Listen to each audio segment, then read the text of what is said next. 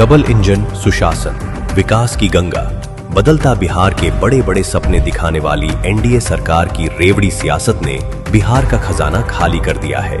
हम ऐसा इसलिए कह रहे हैं क्योंकि बिहार सरकार के पास अपने कर्मचारियों को वेतन देने के लिए पैसे नहीं हैं।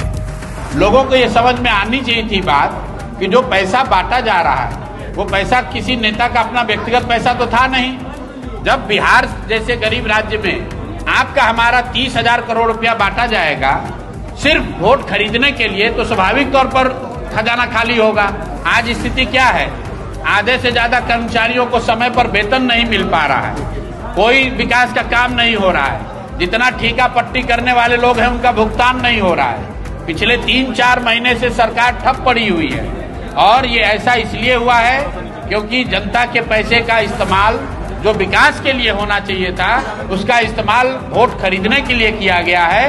करीब 10 लाख कर्मचारियों में से आधे यानी 5 लाख कर्मियों को मार्च खत्म हुए 12 दिन बीत जाने के बाद भी खाते में पैसे नहीं पहुंचे हैं। सबसे बुरा हाल 2.5 लाख नवनियुक्त शिक्षकों का है। अधिकतर जिलों में इनका वेतन बिल ट्रेजरी तक पहुंचा ही नहीं है। हैरानी की बात यह है कि नया वित्तीय वर्ष शुरू होने के बावजूद फरवरी में बड़े भुगतानों पर लगी रोक अब तक नहीं हटी है। इसके चलते राज्य की बड़ी विकास परियोजनाएं ठप हैं। रिपोर्ट के अनुसार ग्रामीण कार्य, सड़क निर्माण और लोक स्वास्थ्य अभियंत्रण विभाग समेत कई अन्य विभागों की परियोजनाएं प्रभावित हुई हैं क्योंकि काम को पूरा करने के लिए नियुक्त एजेंसियों को उनके बकाये का भुगतान नहीं किया गया है। ठेकेदार काम रोकने को मजबूर हैं।